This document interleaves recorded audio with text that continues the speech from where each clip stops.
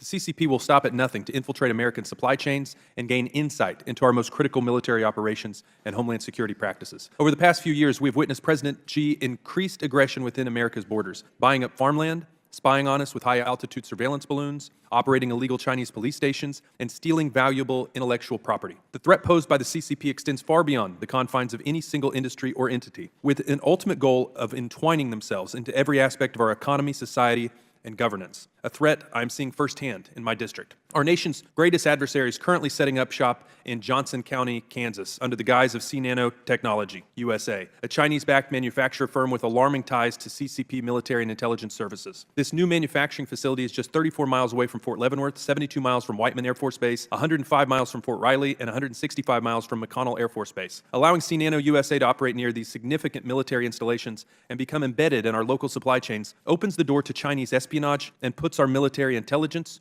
trade, research, and intellectual property at risk of falling into the hands of the CCP leaders. Make no mistake, Nano USA is a wolf in sheep's clothing and poses a clear threat to the United States and to the state of Kansas. In January of this year, I wrote to Secretary Yellen and Secretary Austin, urging them as members of the Committee on Foreign Investment in the United States to open an immediate investigation into Nano USA.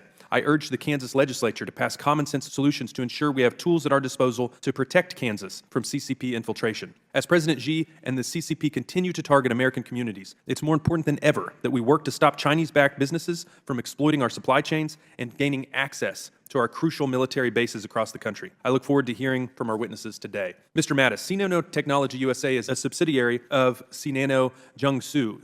Nano Jiangsu has repeatedly received funding from the CCP for participation in state initiatives, including in the CCP's 863 program. Can you explain what the CCP's 863 program was and the purpose of it and other similar programs? The 863 program is named after the date that it was launched, which is March 1986. It is essentially a state investment vehicle to channel funding for national defense modernization and civilian technologies that would facilitate that. And although they have changed the name, I think at least twice over the years and come up with related programs, it still retains that focus on military modernization.